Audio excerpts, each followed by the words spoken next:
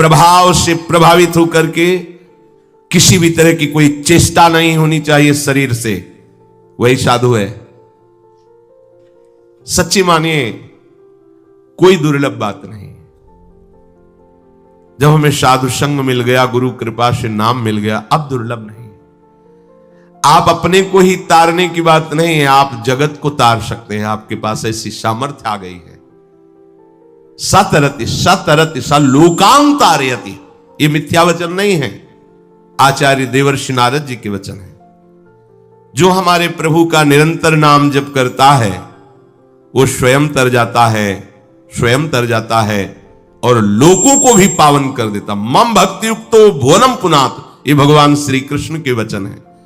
जो निरंतर मेरा भजन करते हैं ऐसे भक्त मेरे लोगों को पावन कर देते, भुवन भुवन को पावन कर देते। मम भक्ति युक्तो भुवनम पुनात।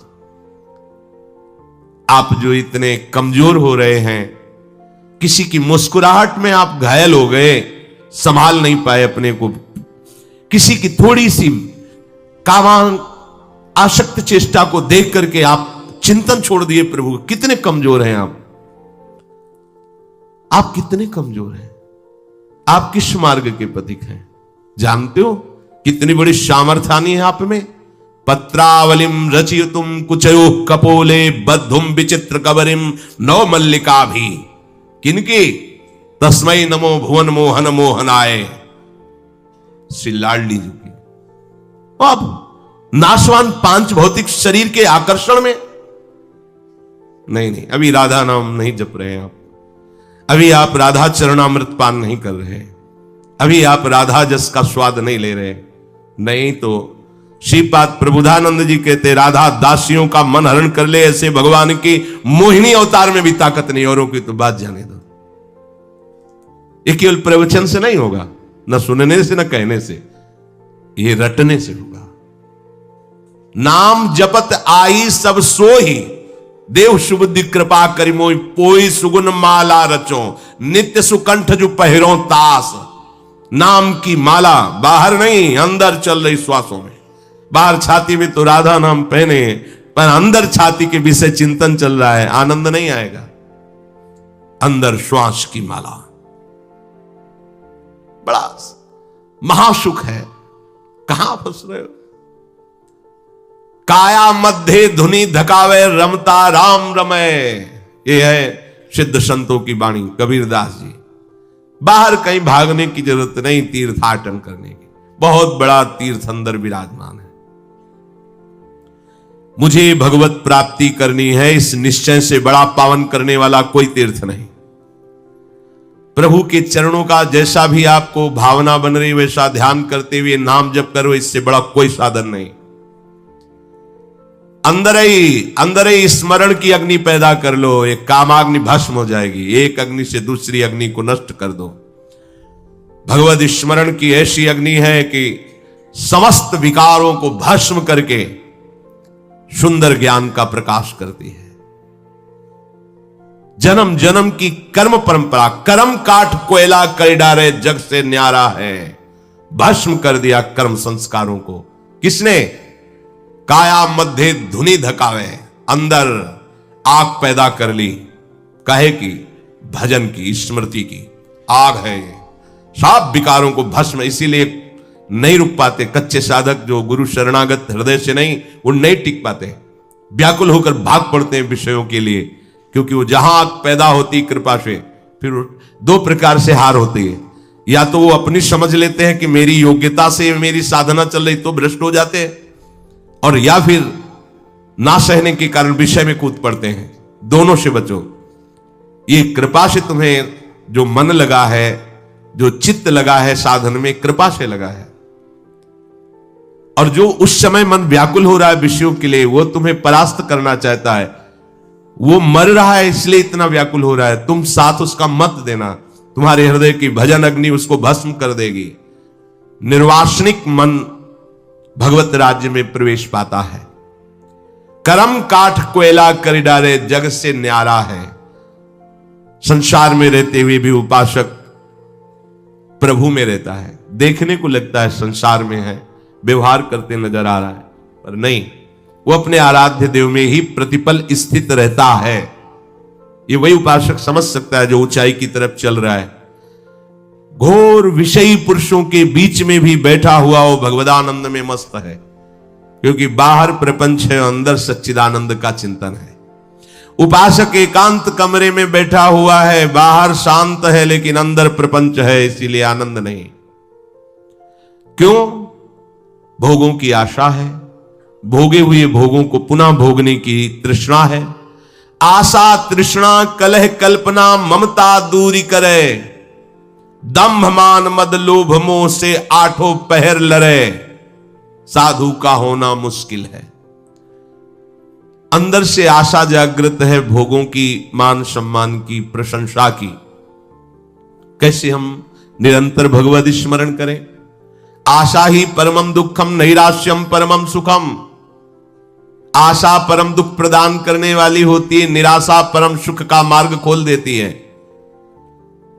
सेवक जी महाराज कह रहे, वेद विद्या पढ़त कर्म धर्मन करत, जलप तन कलप की अवधियानी, चारुगति छाण संसार भटकत भ्रमत, आस की पास नहीं तोरी जानी। बड़े विद्वान शास्त्र ज्ञानी हो आप, बहुत कर्म कांड का ज्ञान है, पर क्या भोगों की आशा की फांसी को काट पाए? तो जीवन व्यर्थ ही गया। अगर भोगों की आशा है तो वो ज्ञान किस काम का ज्ञान? वो शास्त्र ज्ञान व्यर्थ गया, क्योंकि आशा की फांसी काटने के लिए ही तो शास्त्र ज्ञान है। और तृष्णा ये बहुत जलाती है। जो तुमने कभी भोग भोगे हैं वो सुरक्षित आपके मन की चिप में भरा हुआ है, वो फेंकेगा बार बार। देखो इस भोग में ऐसा सुख, इस भोग में ऐसा सुख। अगर आपने उसकी बात देख ली और मान ली तो तृष्णा फिर नवीन भोग में फंसा देगी। ये तृष्णा डाइन है, किसी को बख्शती नहीं, नष्ट करके ही छोड़ती है। बचो, भोगे हुए भोगों को पुनः भोगने की इच्छा का नाम तृष्णा है। सुने हुए देखे हुए भोगों को भोगने की इच्छा का नाम कामना है। ये कामना तृष्णा आशा भजन नहीं होने देती। कल्पना, अगर ऐसा हो जाए तो अच्छा है, ऐसा हो जाए। तुम्हें कल्पना करने का अधिकार किसने दिया है? अब तो जोई जोई प्यारो करे सोई मोई भावे, तो कल्पना क्यों करते हो? समय नष्ट क्यों कर रहे हो? नाम जब छोड़ के कल्पना कर रहे हो अनुकूल परिस्थिति की, इसका मतलब अभी शरणागति नहीं हुई है। कलह, कोई तुम्हारे सामने विक्षेप वाली बात, विक्षेप वाली क्रिया कर रहा है तो तुमको उस समय सावधान होना है कि हमें मजबूत करने के लिए प्रभु ने यह विधान किया है, ना कि तुम्हें लड़ाई लड़नी है। तू यहां बाजा क्यों बजा रहा है, तू यहां गाना क्यों बजा रहा है? नहीं, उसकी मौज और बजा, तू जोर से बजा। मैं जोर से अंदर से मंत्र चलाऊंगा। मुझे इतना पुष्ट होना है कि तेरा बाजा बजता रहे, मेरा बाजा तेरे बाजे से ज्यादा बजे। लेकिन नहीं, हम अपना बंद कर दिया, उससे लड़ने लगे। तुम्हें पता है हम भजन कर रहे हैं? नहीं, तुम्हारा अधिकार नहीं कहने का। वो अपना भजन कर रहा, उसका भजन विषय चिंतन है। तुम्हारा भजन, तुम हार गए, तुम उससे प्रभावित हो गए। नहीं प्रभावित होना। एक बार परिक्रमा में आप लोग जब जा रहे थे, सदगुरुदेव भगवान चाहते, कोई बैठे वहां तो कोई फिल्मी गाना बजा रहा, बोले बंद करवाए महाराज। बोले क्यों? हम चतुरासी जी में आनंद ले रहे हैं, वो अपने आनंद ले रहे हैं, उसको लेने दो आनंद, उसका आनंद है। आप इतने सुदृढ़ बनो कि उसका प्रभाव आपके अंदर ना पड़े। देखो तुम्हारी चतुरासी जी का प्रभाव पड़ रहा है उसके ऊपर? नहीं पड़ रहा, वो अपनी निष्ठा में है, और तुम बंद करके उसको बंद करवाने जा रहे हो। कितने कमजोर हो। देखो, समझो गुरुजनों की बात को समझो। हम इसी में परेशान रहते हैं। ये बगल वाले कमरे से आवाज, ये बंद हो जाए तो हम सिद्ध हो जाएं। नहीं, वो और जोर से करे और तुम भजन करो तब सिद्ध होगे। ये हम भजन की युक्तियां नहीं जानते ना। जहां कमजोरी महसूस हो बिल्कुल डट के भजन करो, वहीं विजय प्राप्त करो। भगवत कृपा से भजन की पुष्टता के लिए भूखे रहकर भजन करना, भोजन पाके भजन करना, रोग में भजन करना, स्वस्थता में भजन करना, एकांत में भजन करना, भीड़ में भजन करना, यह अभ्यास किया जाता है, जिससे किसी भी परिस्थिति में मुझे भजन से विमुख कोई न कर सके। यह अभ्यास है हमारा। अभ्यास योग युक्त चेतसा नान्य गामिना। जब आपको अभ्यास का अवसर देते हैं भगवान, तो आप विरोध शुरू कर देते हैं, कलह शुरू कर देते हैं। नहीं होना चाहिए। देखो हम भजन करने वाले हैं। हाँ, तुम भजन करने वाले हो तो सामने तुम्हें प्रभु का विधान दिखाई देना चाहिए था, और विधान को स्वीकार करना भजन करने वालों का स्वभाव होता है। जोई जोई प्यारो करे सोई मोहि भावे। फिर विरोध क्यों, कलह क्यों, लड़ाई झगड़ा क्यों? दंभ मान मद लोभ मोह से आठों पहर लड़े। इसलिए कहते कि कोई भी युद्ध हुआ है तो कुछ दिनों का हुआ है, चाहे महाभारत हो या लंकाधिपति और भगवान श्री राम से युद्ध हुए, बड़े बड़े महायुद्ध हुए, ये कुछ समय के लिए हुए हैं। लेकिन साधु का युद्ध तो जब से चेतना हुई और जब तक चेतना लुप्त नहीं होगी तब तक चलता रहेगा, पूरे जीवन भर लड़ना होता है। इसीलिए हम सबसे प्रार्थना करते हैं, कभी किसी से जरा फिसलन हो जाए तो उसे सहयोग देकर ऊपर चढ़ाओ, ना कि लात मार के नीचे गिरा दो। बहुत बड़ी चढ़ाई, 8 पहर का जलना है, वही जानता है जो साधु है, साधु के मार्ग में चला है। ऐसा नहीं कोई फिसल रहा है तो 4 लोग मिलकर और लात मारो उसको गिरा दो, ऐसा नहीं। अगर कोई फिसल रहा है तो कोशिश करो कि तुम अपनी सहयोग दो, उसके नीचे सर लगा दो, चल भाई मेरे ऊपर पैर रख के चल, चल आगे चल, तू हरि को प्राप्त हो, तुझे आनंद की प्राप्ति हो। तो हरि उसको बाद में प्राप्त होंगे, पहले आपको प्राप्त हो जाएंगे, क्योंकि देखते मेरे जन को इसने सहयोग किया। पर संसार ऐसा नहीं है, आशा मत रखना। संसार ऐसा है कि यदि आप फिसल रहे हो तो 4 लोग टांग पकड़ के हिलक जाएंगे कि तुम्हें घसीट के नाली में डाल दे, जिससे दोबारा तुम ऊपर न चढ़ पाओ। ये संसार है। इसलिए एक भरोसा, एक बल, एक आश विश्वास। और गिरना तभी होता है जब आप आज्ञा उल्लंघन करते हैं, अहंकार युक्त होते हैं, नहीं तो मरजाल नहीं कि माया स्पर्श कर सके। पक्का माया तभी स्पर्श करती है आपको, तभी आकर्षित करती है जब आप आज्ञा उल्लंघन करते हो, नहीं तो बिल्कुल आपको कह रहे हैं नहीं नहीं नहीं, भगवान की माया की ताकत नहीं है कि वो स्पर्श कर सके आपका। पर आप जब अभिमान करते हैं, 2 ही दोष होते हैं, और आज्ञा का उल्लंघन करते हैं, तभी आप परेशान हो जाते, फिर आपका कोई सहयोगी नहीं मिलेगा। आपको दूरी बनाने के लिए सहयोगी मिल सकते हैं, लेकिन आपको रस में ढकेल दे, चिंतन में तन्मय कर दे, ऐसे केवल हरि गुरु हैं, दूसरा नहीं। हमारी ममता कहीं नहीं होनी चाहिए। ममता युगल सरकार के चरणों में, क्षमता सब संसार से, ममता नित्य विहार में। दंभ नहीं होना चाहिए, बनावटीपन नहीं होना चाहिए, सहज स्वभाव में जो आपका बर्ताव वैसे ही होना चाहिए। दंभ बिल्कुल ये ऐसा कुष्ठ रोग है कि पूरे शरीर को मलयुक्त कर देगा। दंभ पाखंड बहुत गंदा रोग है, ये साधु में ही लगता है। बहुत जहां में लोगों के रिझाने के लिए नाटक की बात आने लगे, जो अंदर नहीं है स्थिति उसको दिखाने की बात, जान लेना दंभ पाखंड का रोग लग रहा है। और ये रोग भक्ति को एकदम गलित कर देता है, क्षीण कर देता है। दंभ पाखंड नहीं होना चाहिए। जैसी अंदर से स्थिति है वो बनावटी नहीं होना, इसमें बनावटी नहीं होना चाहिए, दिखावा नहीं होना चाहिए। जो है नहीं उसको दिखावा, ये बहुत हानिकारक है, अनन्य चिंतन नहीं हो पाएगा। मान, काहे को मान? हमें जो मान मिला है वो त्रिभुवन में किसी को मिलता ही नहीं। अब हमें और कौन सा मान चाहिए? अपने जैसे अधमों को इतना बड़ा मान मिला कि लाडली जी के चरणों के दासत्व से हम युक्त हैं, इससे बड़ा मान क्या हो सकता है?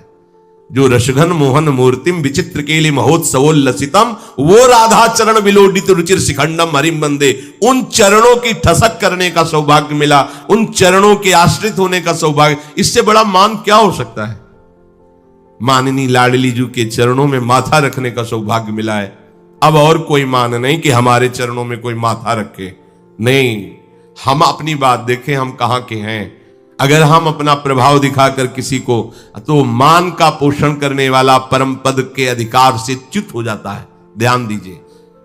इसीलिए अमानी मान देनो कीर्तने यह सदा हरि, अमानिना मान देनो, हमारा स्वभाव अमानी होना चाहिए, मान रहित। लोभ मोह से 8 पहर लड़े, 20 साल हो जाते हैं, पर जब परिवार के जन सामने होते हैं तो मन वैसे ही लगने लगता, अच्छा ये हमारे मैया है, हमारे पिता है, हमारे।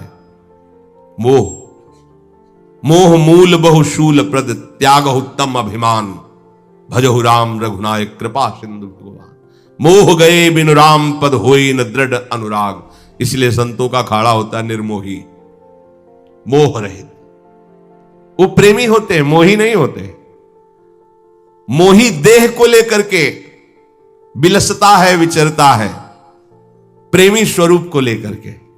देह तो परिवर्तनशील, नाशवान, आज है कल नहीं रहेगी। लोभ पास जई गल न बंधाया, सो नर तुम समान रघुराया। वो साक्षात भगवत स्वरूप है, जिसके हृदय में लोभ की फांसी नहीं लगी। हम कहते लोभ और बढ़ाओ, नाम जप का, परम धन राधा नाम को और अधिक जपो, और अधिक बढ़ाओ, रात दिन कमाओ, निहाल हो जाओगे, निहाल कर दोगे अपने संबंधियों को। आसपास जो भी तुमसे जैसे भी भावना करेगा उसका परम मंगल हो जाएगा। नाम का लोभ बढ़ाओ, खूब नाम जमा करो, प्रभु के चरणारविंद का आश्रय लेकर ऐसे नाम धनी बनो कि जो झुक जाए उसे निहाल कर दे। जब बोले तब हृदय की ग्रंथि खोले, नहीं तो नाम जब चल रहा है। अरे देखो, जब उतर गए हो साधु वेश में या वैष्णव बन गए हो, शरणागत, तो थोड़ा देखो ना, ये सब देखा, ये भी तो देखो क्या है इसमें, कैसे है प्रभु, कैसा है प्रभु का आनंद। आगे कह रहे सावधान, माया महा ठगिन है, हर की ज्ञान विराग हरे। ये ठगनी माया तुम्हारे ज्ञान और वैराग्य का अपहरण कर लेगी। तासे होए होशियार निरंतर, गुरुपद ध्यान धरे। गुरु के चरणों का ध्यान रखते हुए होशियार, साधु सेवा सुमिरन सावधान। क्यों? हर समय माया रमैया के दुल्हन लूटे बाजार। कोई ऐसा नहीं कि भगवान श्री हरि की पत्नी है माया, खुले चौड़े पे लूट लेगी। रमैया के दुल्हन लूटे बाजार, छुप के नहीं लूटती, चौड़े में जेब काटती। काहे की? भजन वृत्ति की, स्मरण वृत्ति की। कभी प्रिय बनकर, कभी अप्रिय बनकर। अप्रिय बनकर चित्त अपहरण कर लेगी, उसी का चिंतन होगा, भगवान देख लेंगे, तुम्हारा नाश तो निश्चित है, गए। कभी प्रिय बन, बहुत श्रद्धा है हमें, बहुत, क्या बहुत? अरे तुम ठगे जा रहे हो, तुम्हें होश नहीं, तुम्हारा भजन छूट रहा है, तुम्हें प्रिय दिखाई दे रहा है। प्रियता और अप्रियता दोनों बाणों से तुम्हारे भगवत स्मरण का नाश करेगी। माया महा ठगनी मैं जानी, माया महा ठगिन है, हर की ज्ञान विराग हरे। साधु सावधान, भजन करना कठिन, कट के करके बचाना कठिन, बचा के पचाना कठिन। पचा लिया तो सिद्ध हो गया, फिर कोई जब सिद्ध हो गया फिर किसकी? न माया है, न भ्रम है, न नानात्व है। तो गुरुपद ध्यान धरे, हरिपद नहीं कहा, गुरुपद कहा, क्योंकि हरि की पत्नी ही है माया। उसका रहस्य उसमें हम ना फंस पाए तो हरि ने गुरु रूप धारण किया। हरि रूप से तो हमारे हृदय में विराजमान है, लेकिन माया से नहीं बचाए। जैसे हम बहना चाहते थे वैसे बहते चले गए, पर जो उन्होंने कृपा करके गुरु रूप धारण किया तो मुझे बहने से बचा लिया। डांट के, फटकार के, दुलार के, प्यार के। हरि रूप से प्रीति भी गुरु रूप की कृपा से ही होती है। इसलिए ये कोई भाग्यशाली उपासक होता है जो गुरु चरण आसक्त होता है, उसके लिए कुछ दुर्लभ नहीं। जो गुरु चरण आसक्त हो, कुछ दुर्लभ नहीं। क्योंकि मोटी माया सब कोई त्यागे, झीनी ना ही तजे। मोटी माया बाहरी, अब हम छोड़े आए परिवार घर द्वार सब, अंदर से भगवान के मार्ग में चलना है तो बाहर से तो सब छोड़ दिया। अब झीनी माया क्या है? देह भाव को लेकर जो इंद्रियों का विषयों में विचरना है, ये झीनी माया है। शुद्ध हमारा स्वरूप जिसमें कभी कोई अभाव नहीं है, निरंतर सुख की वर्षा होती रहती है स्वरूप में, वो सुख समुद्र है। चेतन अमल सहज सुख राशि, उसको भूल करके अपने स्वरूप को और देह भाव से, अहम वृत्ति से जो व्यवहार में विचरण करना, भोगों में विचरण करना या साधना में विचरण करना, ये झीनी माया है। साधना में भी, साधना इसी बात की है कि देह राग मिट जाए। देह में राग करके जो भी क्रियाएं हो रही उनका फल होता है, लेकिन देह राग मिटा देने से वो मुक्त है, जीवन मुक्त है, परमहंस है, उसी समय है। कोई ऐसा नहीं मरने के बाद जीवन मुक्त होगा, जीते जी जीवन मुक्त है।